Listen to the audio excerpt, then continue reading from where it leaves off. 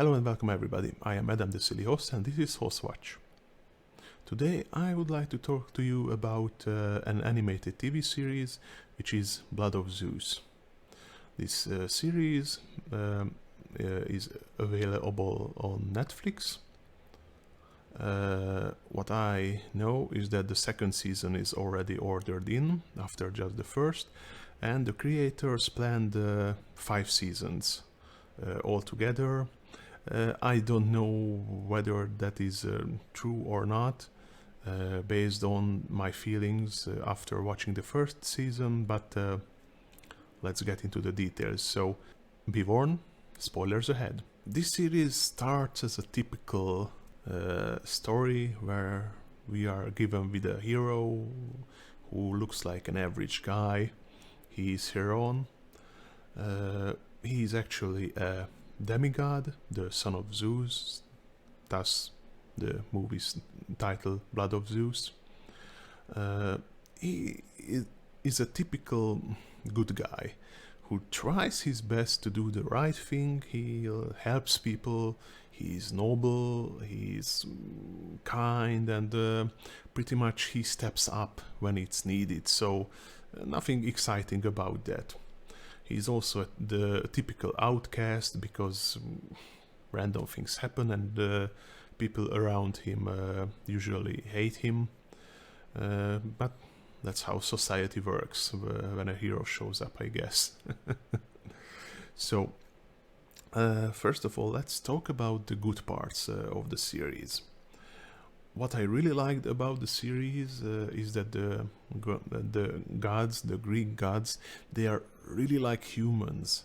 They are imperfect, they are fallible, they have real feelings like humans do. They can feel love, hate, jealousy, guilt, immense responsibilities. So that's a really positive thing for me, because they are not depicted as like all powerful and all knowing and perfect. They are not.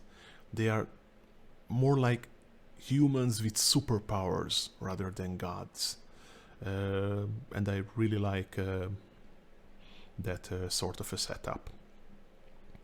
I would also say that the story is really improving over the episodes, because in the beginning it's like, yeah, heroes, bad guys, nothing else, but the story gets deeper and more interesting as the season progresses.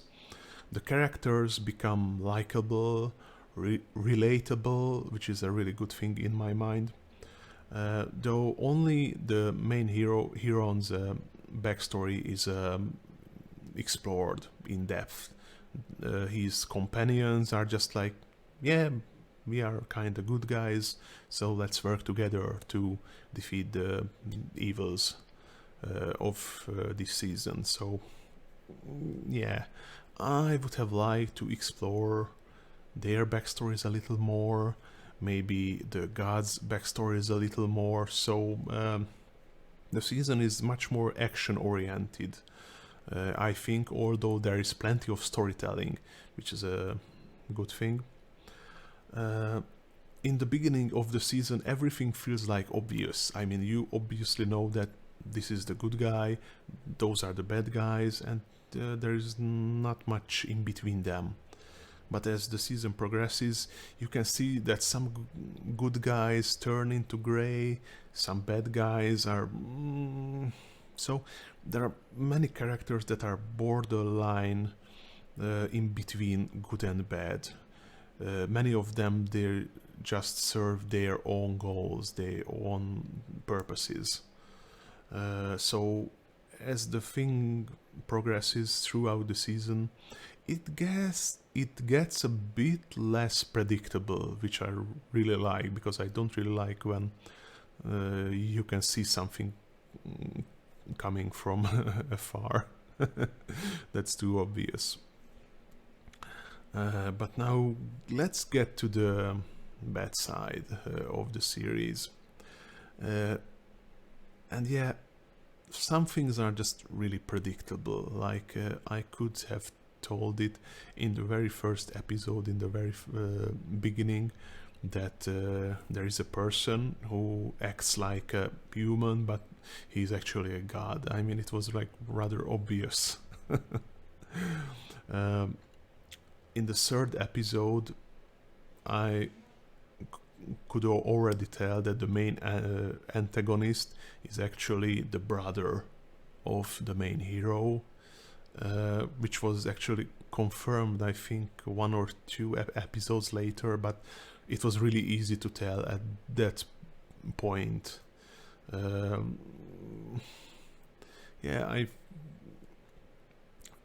My first thought was that this was for kids who watch this series, so it's easier for them to understand things. But then I realized that this series is actually rather bloody.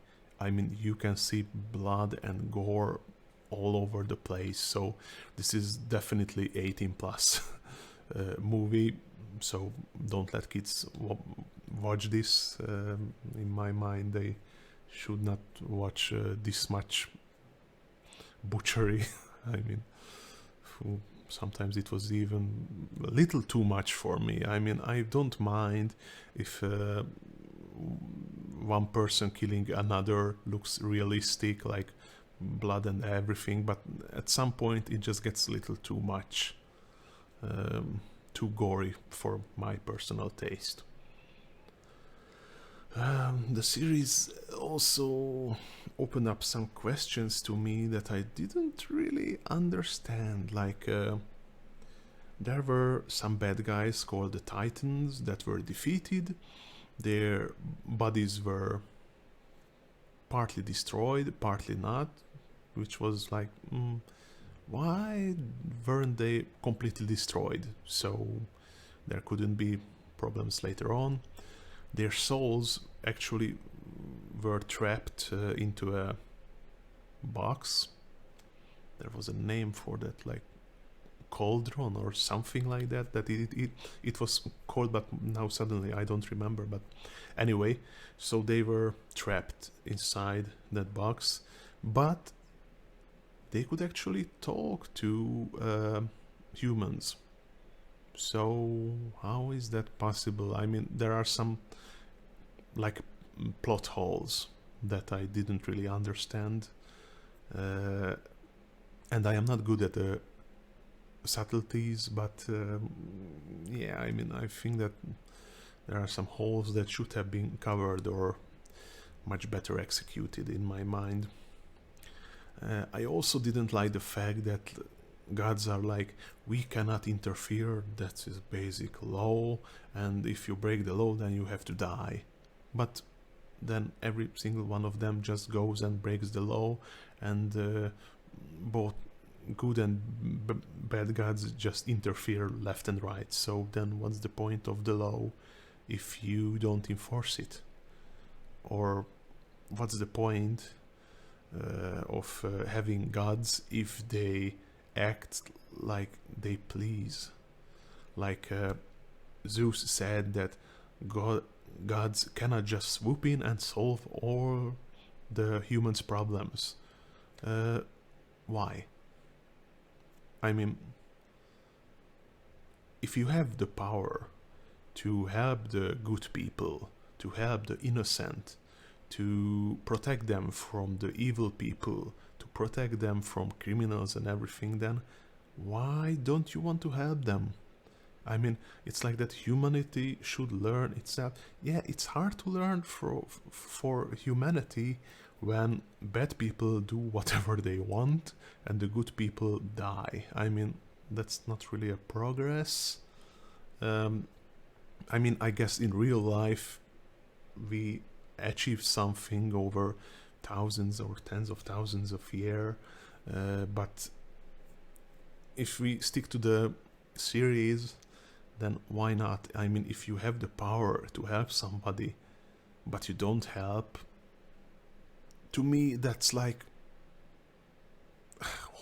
horrible.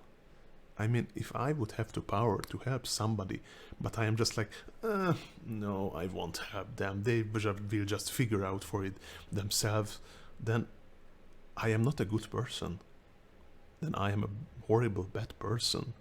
And I think that that part of the gods, that they are fallible, I cannot really say that they are good, because a good god wouldn't do something that bad, in my personal opinion.